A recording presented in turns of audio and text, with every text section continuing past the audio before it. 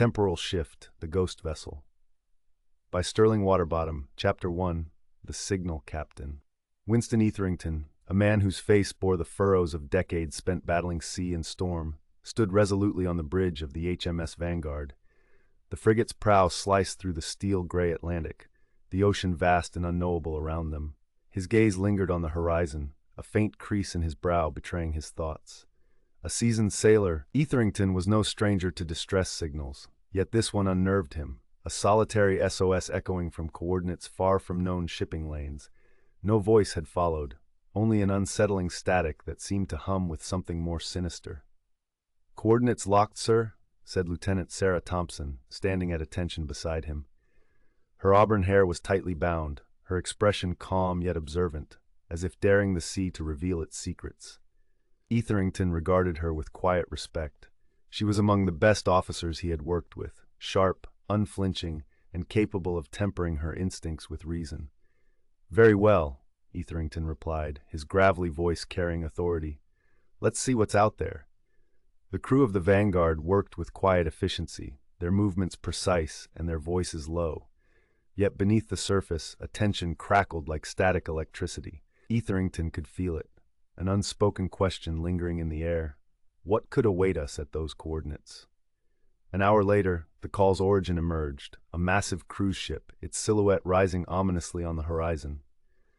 As the Vanguard approached, the crew fell silent, the usual clatter of activity replaced by an eerie stillness. The cruise ship was an impressive sight, her grand architecture frozen in stark contrast to the desolation surrounding her. Painted hulls gleamed faintly in the fading sunlight, but the stillness of the vessel was unnatural. No figures moved on deck, no lights flickered in the windows. "Permission to board a party, Captain?" asked Chief Petty Officer Graham Fisher, a tall, broad-shouldered man with a reputation for his steady nerves and sharp wit. Yet even Fisher's voice carried an edge of doubt, as if the situation defied the boundaries of logic. Etherington nodded, his gaze not leaving the ghostly ship. "Granted. Lieutenant Thompson, you'll lead the team. I want detailed reports of every inch of that vessel." "Yes, sir," she said crisply, though Etherington caught the fleeting uncertainty in her eyes. As the boarding party prepared to cross to the cruise ship, Etherington lingered by the rail, watching the Atlantic's restless surface shimmer in hues of gold and crimson. For a moment, the sea seemed to whisper to him, a low murmur that he dismissed as imagination. "Remember," he called after Sarah, his voice low but firm, "the sea holds its secrets for a reason. Be cautious." She nodded once, her expression unreadable, before disappearing into the shadows of the waiting vessel. Etherington remained on the bridge, his unease growing as the sun dipped below the horizon. The day's last light bled across the water, and in the fading glow, the cruise ship loomed larger, more oppressive. The Vanguard seemed dwarfed by its presence, its majesty tainted by an aura of foreboding.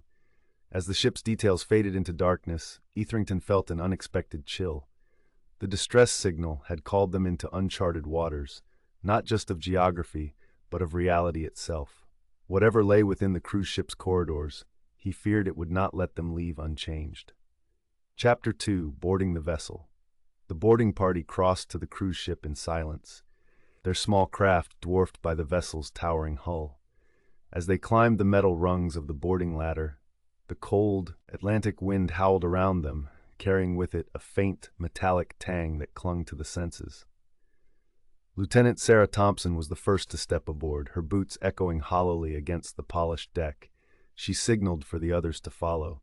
Chief Petty Officer Graham Fisher, Petty Officer Daniels, and Amelia Clark, a civilian historian attached to the Vanguard for her expertise in maritime artifacts. Amelia's inclusion in the team had been a last-minute decision, driven by the captain's intuition that they might encounter more than a standard emergency. "Stay sharp," Sarah murmured, her voice a mere thread in the eerie quiet. "We don't know what we're walking into." The deck was immaculate, its wooden panels gleaming as though freshly varnished. Chairs and tables sat perfectly arranged as if awaiting passengers who had simply stepped away. Yet the absence of life was palpable, an oppressive void that seemed to weigh on the air. "Where is everyone?" Fisher muttered, his sharp eyes scanning their surroundings. He was a man of action, unaccustomed to puzzles with no apparent solution, and the emptiness gnawed at him. "Let's find out," Sarah replied, motioning toward the grand entrance. The double doors were slightly ajar, revealing a dim interior that seemed to swallow the fading daylight. They entered cautiously, their flashlights slicing through the gloom. The ship's interior was a study in opulence, plush carpets, gilded railings, and crystal chandeliers that refracted the beams of light into fractured rainbows. It was a snapshot of luxury, preserved in eerie stillness. "This place is pristine," Amelia whispered, her voice tinged with awe. "It's as if time has stopped." Fisher paused at the entrance to a vast ballroom, his jaw tightening as he took in the sight. Tables were set with fine china and silverware, their surfaces undisturbed. A grand piano stood in one corner, its lid propped open as though waiting for a pianist to return. "Looks like everyone left in a hurry," he said, though the words rang hollow. The evidence suggested otherwise. There was no sign of panic, no overturned chairs or scattered belongings. The ship was immaculate, and that, more than anything, set Fisher on edge. "Over here," Daniels called, his voice low. He stood at the entrance to a corridor lined with cabins. Sarah joined him, her flashlight revealing a series of doors, each marked with polished brass numbers. The air here felt heavier, the silence pressing against them like a physical weight. She opened the nearest door cautiously, revealing a small but luxurious cabin. A suitcase lay open on the bed, its contents neatly folded. A book rested on the nightstand, its pages yellowed with age. Sarah picked it up, her brow furrowing as she examined the cover. "Italian," she said. "Looks like a novel. But why leave it behind?" Amelia stepped inside, her sharp eyes scanning the room. "It's not just abandoned," she murmured. "It's untouched, no sign of struggle, no signs of decay. It's as if whoever was here simply vanished." Fisher snorted softly. "Ghost ship," he muttered, though his tone lacked conviction. He crossed to the small desk and picked up a newspaper folded neatly atop it. The headline caught his attention immediately, his brow furrowing as he scanned the date. 1940, he said, holding it up for the others to see. "This paper is over 80 years old, and it's in perfect condition." Amelia took the paper, her expression shifting from curiosity to unease as she studied it. The typeface, the printing, it's authentic. But how?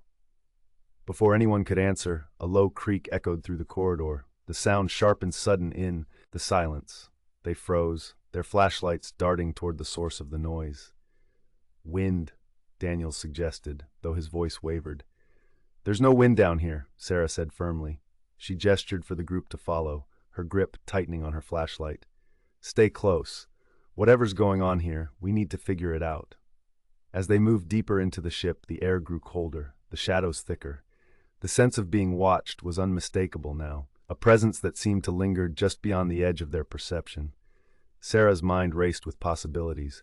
Was it a time anomaly, a bizarre experiment gone wrong, or something beyond the realm of science? Whatever the answer, one thing was clear. The ship held its secrets tightly, and uncovering them would come at a cost. Chapter 3. Echoes of the Forgotten. The corridor stretched endlessly before them, the soft glow of their flashlights casting long shadows against the polished walls. Every step seemed amplified, the sound of boots on carpet and creaking wood echoing in the suffocating silence. The oppressive stillness made Sarah hyper-aware of every breath, every faint shift in the air. "Does anyone else feel that?" Amelia whispered, her voice trembling slightly. "Feel what?" Fisher asked, his tone a mix of curiosity and irritation, though his darting eyes betrayed his nerves. "Like we're not alone," Amelia replied. "It's hard to describe, like the walls are listening." Fisher scoffed lightly, but his hand tightened around the grip of his flashlight. "Let's keep moving. This place isn't going to explain itself." They reached a set of double doors, the brass handles dulled but still elegant. Sarah pushed them open, and the group stepped into what could only be described as a grand dining hall. Massive crystal chandeliers hung from the ceiling, their intricate designs glinting faintly in the beam of her flashlight. Rows of tables stretched the length of the room, each set with fine china, crystal glasses, and silver cutlery. "It's a snapshot," Amelia said softly, stepping closer to one of the tables. "It's like the ship is waiting for its guests to return." Fisher moved to the far end of the room, his flashlight revealing a small dais. "This must have been where they held performances," he said, his voice echoing. speeches, music, maybe even a captain's toast. Sarah studied the space carefully, her instincts telling her that this room held more than it seemed. She approached the nearest table, her flashlight catching something glinting among the plates. It was a pocket watch, the gold casing engraved with intricate patterns. She picked it up, noting the initials EAR on the back. "This belonged to someone important," she murmured, holding it up for the others to see. But why leave something like this behind? Amelia joined her, her eyes scanning the table. "It's not just the watch. Look at this." She pointed to a photograph tucked beneath a crystal glass. It depicted a young couple standing on the ship's deck, the woman's dress blowing in the wind. The edges of the photograph were yellowed, but the image itself was clear.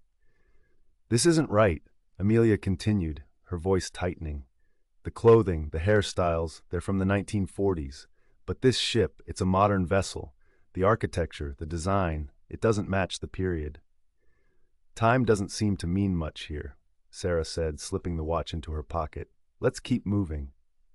They exited the dining hall and descended a grand staircase, the ornate banisters carved with images of waves and sea creatures. The air grew colder as they moved deeper into the ship, their flashlights revealing more unsettling details. Doors slightly ajar with pristine cabins inside, mirrors that seemed to reflect movement where none existed, and faint whispers that disappeared the moment anyone turned their head. "I've had enough of this," Fisher muttered, his voice tight with unease. "This place feels wrong, like it's alive." As they reached the lower decks, they came upon a control room. The door was slightly ajar, and Sarah pushed it open cautiously. Inside, they found an array of maritime equipment, radios, sonar displays, and navigation charts. The room smelled faintly of oil and ozone, as though the machines had only recently been in use. "What's this?" Daniels asked, pointing to a logbook lying open on the desk. The pages were filled with neat, precise handwriting, the ink faded but legible. Sarah picked it up and began to read aloud. October 14th, 1940. "The experiment was a success. The ship has crossed the threshold, but the effects are unsettling. Passengers are reporting strange phenomena, voices in the night, shadows that move on their own. The crew is growing restless. I fear we may have underestimated the consequences." Sarah's voice trailed off, her stomach tightening as she scanned the next entry. October 17th, 1940. "We are adrift. The experiment cannot be reversed, and the passengers, they are no longer themselves. The ship has become a prison, a tomb that defies time itself. If this log is found, let it serve as a warning. Some doors are not meant to be opened." The group fell silent, the weight of the words pressing down on them. Amelia stepped forward, her expression a mixture of awe and horror. "This ship, it's a relic of a time experiment. They tried to manipulate time and got caught in its web." "Manipulate time?" Fisher said incredulously. "That's insane. And yet, here we are," Sarah replied, her voice steady. "This explains the 1940s artifacts, the preserved state of everything. The ship has been trapped in a temporal anomaly." As they processed the revelation, the lights in the control room flickered, and a low hum filled the air. The sound was faint at first, like the resonance of a tuning fork, but it grew steadily louder, vibrating through the floor and walls. "We need to get out of here," Daniels said, his voice trembling. "Now." But as they turned to leave, the doorway seemed to ripple, the edges distorting as though viewed through water. The air grew heavy, the temperature dropping further, and a shadow flickered at the edge of their vision, a figure, indistinct and impossibly still, standing just beyond the threshold. For the first time, Sarah felt fear claw at her composure. "Everyone, stay close," she ordered, her voice firm despite the chill that ran down her spine. "We're not alone anymore." Chapter 4. Shadows of the Past. The shadow in the doorway lingered, its form indistinct but undeniably present. Sarah's breath caught in her throat as she tightened her grip on the flashlight. The rest of the team froze, their collective fear palpable in the oppressive silence. "Did anyone else see that?" Fisher asked, his voice barely above a whisper. "Yes," Sarah replied, her gaze locked on the doorway. She forced her voice to remain steady. "But don't engage. We move together, slowly." The group edged toward the door, the shadow remaining motionless, its form wavering like a reflection in disturbed water. As they stepped closer, it dissipated, vanishing as if it had never been there. The corridor beyond was empty, but the tension in the air remained, thick and suffocating. "This ship is messing with us," Daniels muttered, his flashlight sweeping nervously across the walls. "It's like it knows we're here." "It's not the ship," Amelia said, her voice trembling but resolute. "It's the experiment. Whatever they did here, it fractured time, and we're caught in the fallout." They moved cautiously through the lower decks, the faint hum from the control room still reverberating in their ears. The walls seemed closer now, the air colder, the ship's labyrinthine design growing more disorienting with every turn. "Wait," Fisher said suddenly, raising a hand to stop the group. "Do you hear that?" They fell silent, and Sarah strained to listen. At first there was nothing but the faint creaks of the ship and the distant lapping of water against the hull. Then she heard it, a soft, rhythmic tapping, like fingernails against metal. It was faint but deliberate, echoing from somewhere ahead. "It's coming from the cargo hold," Amelia said, her voice barely audible. Sarah nodded. "Let's check it out. Stay alert." They descended a narrow staircase, the metallic clang of their boots echoing ominously. At the bottom, they found a heavy steel door slightly ajar. Beyond it was the cargo hold, a cavernous space filled with rows of crates and equipment covered in thick tarpaulins. The tapping grew louder as they entered, its source obscured by the shadows.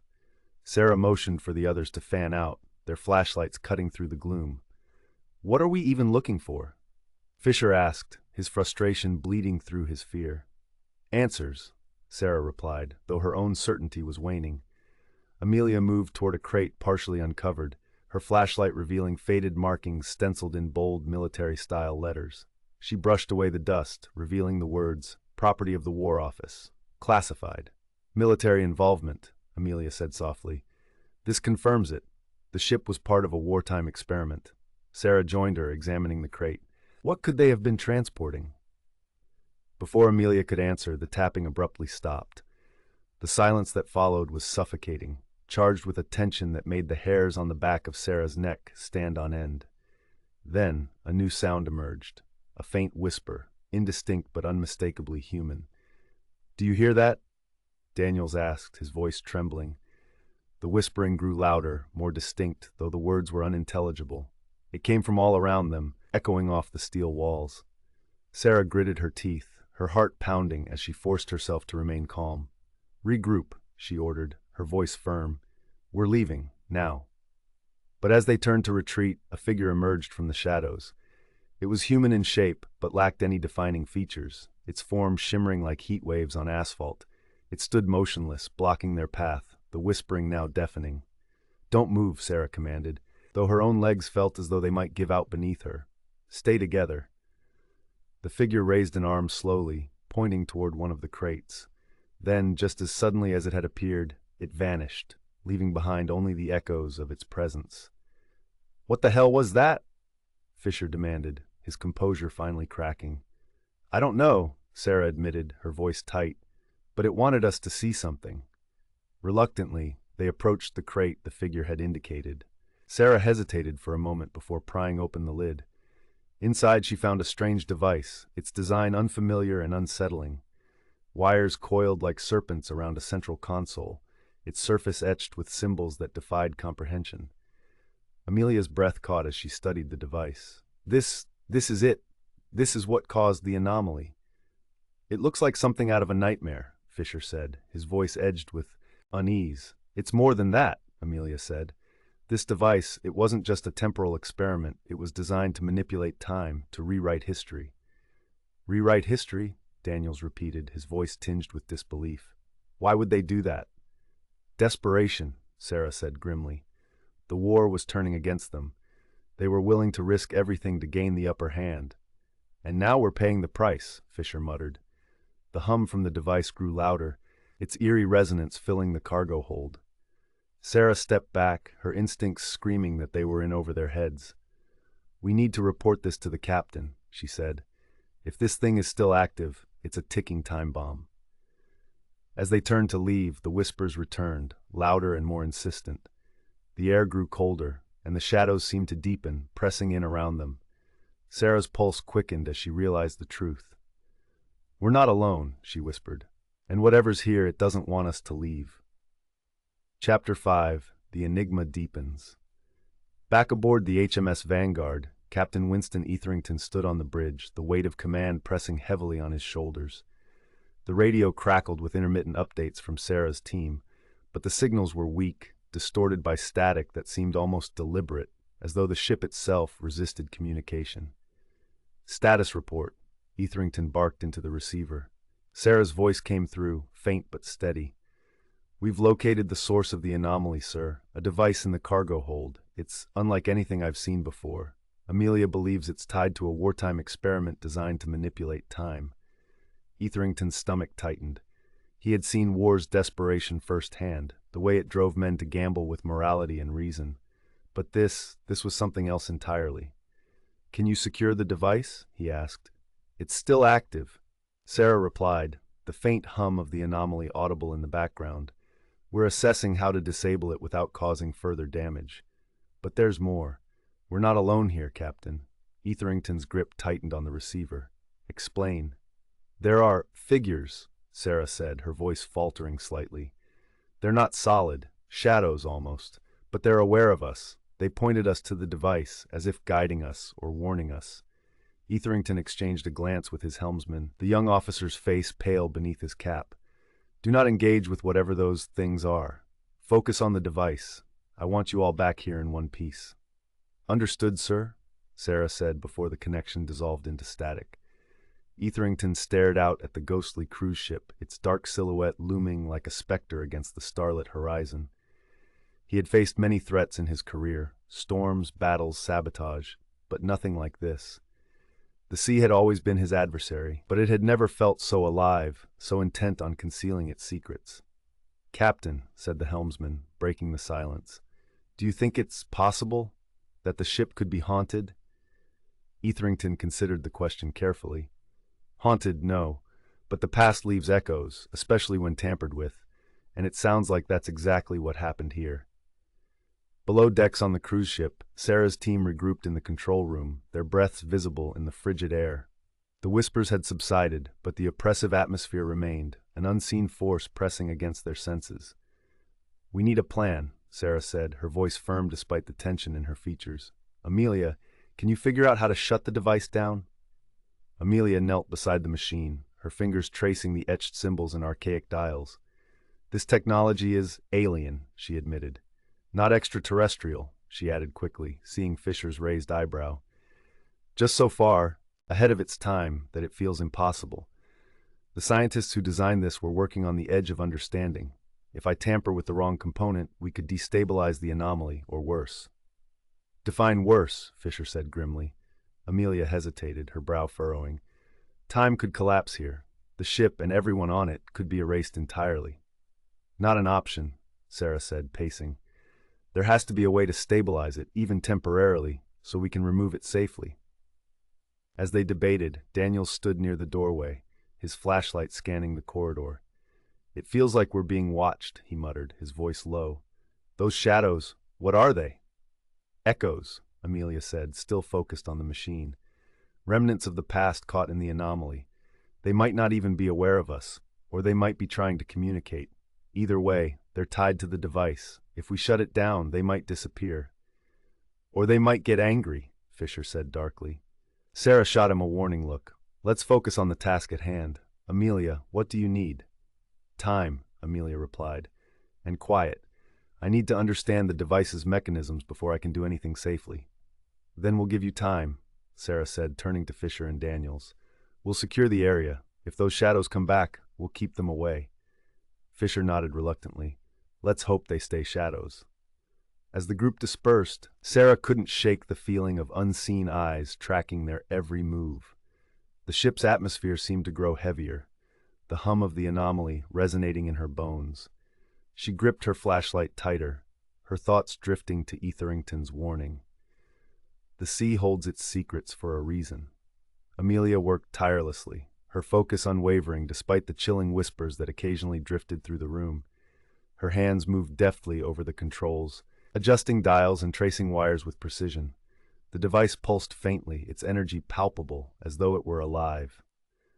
This isn't just about time, she murmured to herself. It's rewriting reality, reshaping it in ways we don't fully understand. She paused, her gaze falling on a series of handwritten notes tucked beneath the console. They were scrawled in a hurried, desperate hand, the ink smudged as if by trembling fingers. We thought we could control it. We were wrong. The ship is lost, and we are prisoners of our own arrogance. May God forgive us. Amelia swallowed hard, the weight of the words settling in her chest. Whatever had happened here, it had pushed these scientists to the brink of madness. And now, decades later, their legacy threatened to consume another crew. As she reached for a lever, a shadow passed across the room, its movement so quick and fluid that she almost dismissed it as a trick of the light. But when she looked up, the shadow was there, watching, waiting. "Sarah!" she called, her voice sharp with alarm. Sarah and Fisher rushed in, their flashlights cutting through the gloom. The shadow remained, its form barely distinguishable, but its presence undeniable. "What does it want?" Fisher asked, his voice hushed. Amelia shook her head, her eyes wide. "I don't know, but it's tied to the device. It's as if it's guarding it." Sarah stepped forward, her flashlight aimed directly at the shadow. "We're not here to harm you," she said, her voice steady.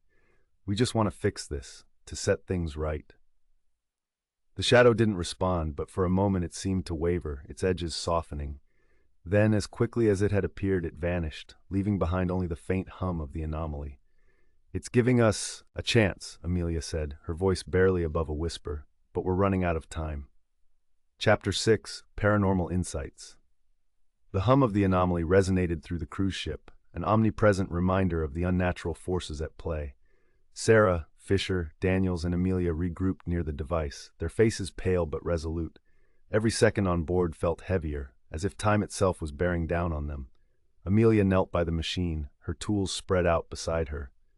She had deciphered enough of the mechanism to understand its workings, at least partially.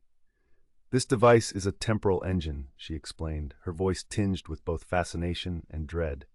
"It was designed to manipulate time, to bend it to the operator's will."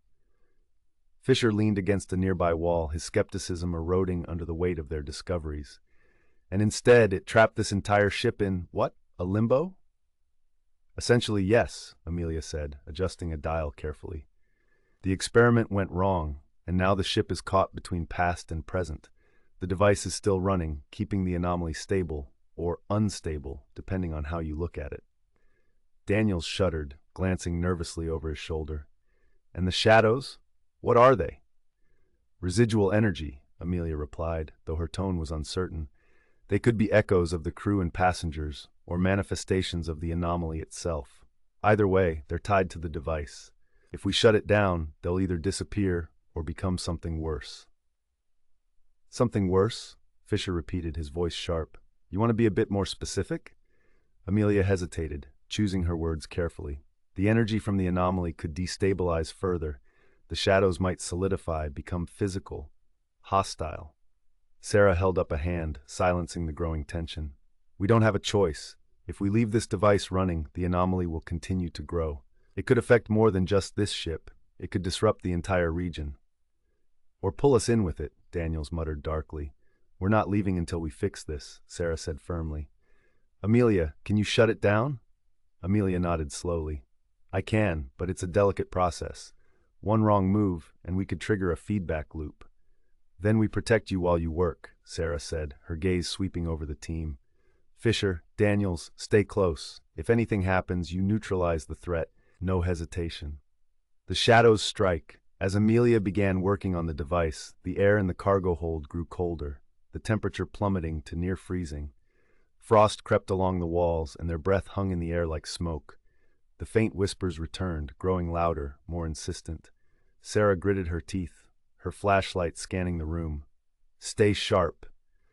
The first shadow appeared at the edge of her vision, a flicker of darkness that darted across the room. Then another, and another. The shadows moved with unsettling speed, their forms fluid and shapeless, like ink spilled in water. "They're getting bolder," Fisher said, his voice tight. He raised his flashlight, the beam cutting through the gloom. For a moment, the shadow recoiled, its form dissipating under the light.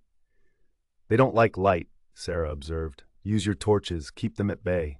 The team formed a protective circle around Amelia, their flashlights sweeping the room in erratic patterns. The shadows surged forward, their movements more coordinated, more aggressive. One lunged toward Daniels, its amorphous form stretching toward him like a claw. Daniels shouted, his flashlight catching the shadow mid-lunge. It recoiled with a hiss, its edges rippling like disturbed water before retreating into the darkness. "They're testing us," Fisher growled, his flashlight steady, trying to find a weakness. "They're not the only ones," Amelia muttered, her fingers working quickly over the device's controls. "This mechanism, it's more advanced than I thought. I've almost got it, but I need more time." Sarah's flashlight caught another shadow as it darted toward Amelia. The light sliced through it, but the shadow didn't retreat. It split into two, each fragment reforming into a smaller but no less menacing entity. "They're adapting," Sarah said, her voice grim. "We need to hold them off. Amelia, hurry." The truth Amelia worked, her hands shaking from both the cold and the urgency. She stumbled upon a hidden compartment within the device. Inside was a logbook, its leather cover cracked with age. She opened it, her eyes scanning the pages. "It's a failsafe," she said, her voice trembling with both relief and trepidation. "The scientists who built this device knew it could go wrong. They designed a shutdown sequence, but it's risky." "Define risky," Fisher said, his tone laced with sarcasm. Amelia looked up, her expression grave. "The sequence requires the device to overload. It will destabilize the anomaly completely, but it could also collapse the ship." "Great," Daniels muttered. "So it's either we die here, or we die trying to leave." Sarah ignored him, focusing on Amelia. "How do we activate the failsafe?" Amelia pointed to a series of switches and levers. "I'll need to manually override the system. Once I start, there's no going back." "Do it," Sarah said. "We'll hold them off." The failsafe Amelia began the override sequence, her movements precise despite the growing chaos around her. The shadows intensified, their numbers increasing, their forms becoming more defined. They no longer hesitated to attack, lunging at the team with relentless aggression. Sarah swung her flashlight in wide arcs, the beam slicing through the shadows like a blade. "Hold the line!" she shouted, her voice cutting through the cacophony of whispers and hisses. Fisher and Daniels fought valiantly, their flashlights flickering as the shadows tested their limits. One shadow managed to reach Amelia, its inky tendrils stretching toward her. Sarah stepped in, her flashlight piercing the entity and driving it back. "I've got it!" Amelia shouted as the device began to hum violently, its lights flickering erratically. "The sequence is set. We need to get out of here. Now." The team retreated as the device emitted a high-pitched whine, its energy building to a crescendo. The shadows surged forward in a final, desperate attack, their forms colliding with the team like waves against a breakwater. "Go!" Sarah yelled, shoving Daniels toward the exit. "Move, move, move!" The team sprinted through the corridors, the ship groaning ominously around them. Behind them, the device's hum reached a deafening pitch, followed by a blinding flash of light that illuminated the entire ship. Chapter 7. Breaking the Loop. The hum of the anomaly reached a fever pitch as Amelia worked frantically to complete the failsafe sequence. The air in the cargo hold vibrated with energy, distorting the light and creating a kaleidoscope of shifting shadows on the walls. The oppressive cold seeped into their bones, yet Sarah and her team held their ground, their flashlights cutting through the darkness like lifelines. "We're running out of time," Sarah called over the rising noise. "Amelia, how much longer?" "Almost there," Amelia shouted, sweat beading on her brow despite the frigid air. "But the sequence is delicate. One mistake, and the anomaly could implode instead of collapsing." The ship groaned around them, a deep, resonant sound like the moaning of a wounded beast. Shadows swirled at the edges of the room, coalescing into shapes that were almost human, but not quite. Their movements were erratic, as if caught in the throes of some primal struggle. "They're getting closer," Fisher said, his flashlight beam steady but his voice tight with tension. "What happens if they reach us?" "Let's not find out," Sarah replied. She stepped forward, her flashlight cutting through the nearest shadow. It recoiled with a hiss, its edges dissolving into the surrounding darkness. "Keep them back! Amelia needs more time." The shadows pressed forward, their forms growing bolder, more defined. They moved with purpose now, Their eyeless faces turned toward the team with an unsettling awareness. "They're adapting," Daniels muttered, his voice shaking. "The light doesn't work as well anymore." "Then we need to focus," Sarah snapped. "Hold the line." The crew formed a defensive circle around Amelia, their flashlights creating a barrier of flickering light. The shadows hesitated at the edge, their movements hesitant but probing, as if testing the limits of their defenses. Amelia's hands flew over the controls, her fingers numb with cold. The device emitted a series of high-pitched whines, its energy fluctuating wildly. "The failsafe is almost ready," she shouted. "Once I activate it, we'll have seconds to get out before the anomaly collapses." "Seconds?" Fisher barked. "That's all?" Amelia shot him a sharp glance. "Would you prefer no time at all?" The turning point. A sudden jolt rocked the ship, nearly knocking them off their feet. The shadows surged forward, their forms solidifying into grotesque figures with elongated limbs and twisted features. They moved with unnatural speed, their silence more terrifying than any sound. "They're coming!" Daniels yelled, swinging his flashlight wildly. One of the figures lunged toward him, its claw-like appendage slicing through the air. The beam of light struck its torso, causing it to shudder and dissolve into smoke, but not before another shadow lunged from behind. Sarah intercepted it, her flashlight driving it back. "Stay together!" she shouted. "Don't let them separate us." Amelia slammed a lever into place, the device emitting a deafening roar as its energy spiked. The shadows froze, their forms flickering violently, as if caught in the throes of an invisible storm. "The sequence is active!" Amelia cried. "We need to go! Now!" The team bolted for the exit, their flashlights sweeping the room as the shadows writhed and twisted in agony. The walls of the ship shimmered and warped, the very fabric of reality distorting as the anomaly reached critical mass. The collapse. The corridors seemed longer than before, stretching endlessly as the team raced toward the upper decks. The ship's structure groaned and buckled around them, debris falling from the ceiling and crashing to the floor. The oppressive hum of the anomaly grew louder, a crescendo of sound and energy that made their teeth ache. "We're almost there!" Sarah shouted, her voice barely audible over the chaos. They burst onto the main deck, the open air a shocking contrast to the stifling atmosphere below.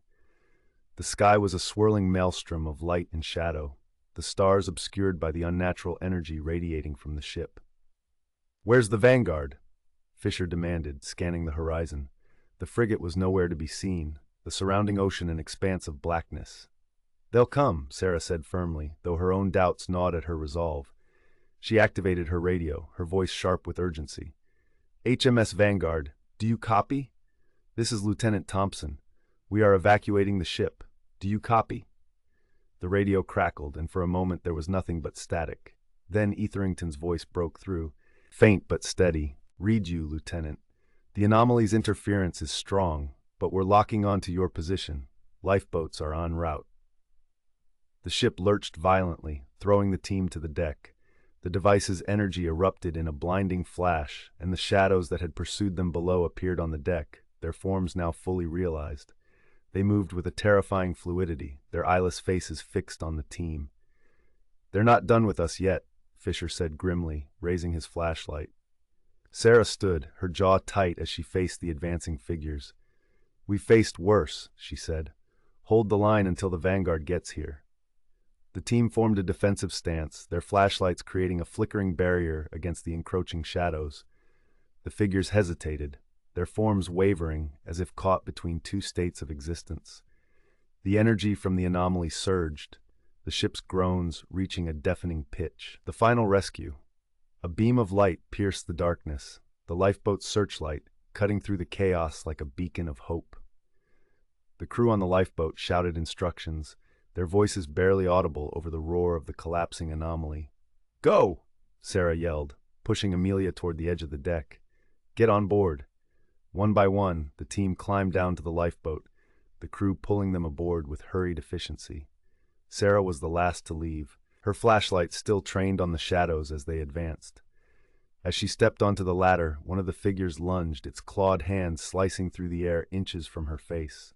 She swung her flashlight, the beam scattering the shadow into tendrils of smoke. "Lieutenant, move!" Fisher shouted from the lifeboat. Sarah climbed down as the lifeboat pulled away, the collapsing cruise ship now a maelstrom of energy and light. The shadows writhed on the deck, their forms dissolving as the anomaly consumed them. From the safety of the Vanguard, the crew watched as the cruise ship vanished in a final, blinding flash, leaving only the endless expanse of ocean in its wake. Chapter 8: Reflections on the Unknown. The HMS Vanguard cut through the now calm waters of the Atlantic, its engines humming steadily against the backdrop of an eerily silent sea. On the bridge, Captain Etherington stood at the helm, his hands clasped tightly behind his back. His usually steady gaze was troubled, his mind replaying the events that had unfolded on the ghostly vessel. The faint click of boots on the metal floor announced Sarah Thompson's arrival. She stepped up beside him, her uniform still damp from the misty spray of the sea. Her face was pale but resolute, her eyes betraying the mental toll of their ordeal. "Lieutenant," Etherington said without looking at her, his voice steady despite the tension in the air. "Your report?" "We managed to trigger the anomaly's collapse," Sarah said, her tone measured. "The device, it's gone now, along with the ship. Whatever secrets it held are lost to the sea." Etherington nodded, though the weight of her words lingered in the air. "And the shadows? They were tied to the anomaly," Sarah replied. "When it collapsed, they disappeared. But," she hesitated, her brow furrowing, "Captain, I can't shake the feeling that they were more than just echoes. They were aware, watching, waiting." Etherington turned to face her, his expression unreadable. "Do you believe we've brought something back with us?" Sarah shook her head slowly. "No, whatever was on that ship, it's gone now. But the experience, it's left a mark on all of us." Etherington's gaze returned to the horizon, the ocean stretching endlessly before them. "The sea has always been a place of mystery, Lieutenant. We've seen things today that defy explanation, but as sailors, we carry those mysteries with us. It's part of the burden we bear." In the crew quarters below deck, Fisher, Daniels, and Amelia sat in the mess hall, their faces drawn with exhaustion. The usual camaraderie and banter were absent, replaced by a heavy silence that none of them seemed eager to break. Amelia stared into her cup of tea, the steam curling into the air like the ghostly figures they had encountered. "I've spent my career chasing history," she said quietly. "Artifacts, relics, pieces of the past. But this was different. We weren't just observing history, we were trapped in it." Fisher leaned back in his chair, his arms crossed tightly over his chest. "I've seen my share of strange things," he said, his voice low. "But nothing like that. Those shadows, they weren't just some weird energy. They felt human." Daniels, who had been silent until now, spoke up, his voice barely above a whisper. "Do you think they were trying to tell us something, or warn us?" Amelia looked at him, her expression thoughtful. "Perhaps. Or maybe they were just as trapped as the ship itself, victims of an experiment gone horribly wrong." The conversation lapsed into silence again, each of them lost in their thoughts. The events on the ship had shaken them to their core, challenging their understanding of reality and leaving them with more questions than answers. Etherington's decision. Later that evening, Captain Etherington called a meeting in the briefing room. Sarah, Fisher, Daniels, and Amelia were seated around the table, their faces illuminated by the dim glow of the overhead lights. "The events of today will remain classified," Etherington began, his voice firm. "No reports, no logs. The official record will state that the Vanguard responded to a distress signal, but the ship was lost before we arrived." Sarah's brow furrowed. "Captain, with all due respect, shouldn't we document what we've seen? This could be a turning point in understanding." "No," Etherington interrupted, his tone brooking no argument. "This knowledge is dangerous. The device on that ship was built with the intention of manipulating time. It failed, but imagine what would happen if others tried to replicate it." Amelia nodded reluctantly. "He's right. If word got out about the device, it could lead to more experiments, more disasters." Etherington's gaze swept the room, his eyes lingering on each of them in turn. "We have a duty to protect not just our crew, but the world. Some mysteries are better left unsolved." Epilogue: The Whispering Sea. As the Vanguard sailed back toward its home port, the events of the ghostly vessel began to fade into the realm of memory. Yet for those who had experienced it, the echoes of that encounter would remain forever. Sarah stood on the deck late that night, her eyes fixed on the horizon. The stars above were steady and familiar, a stark contrast to the chaos she had witnessed. But even as the ocean stretched out in tranquil silence, she couldn't shake the feeling that the sea was watching, its vast, unknowable depths holding secrets that would never surface. Amelia joined her, the historian's face reflective.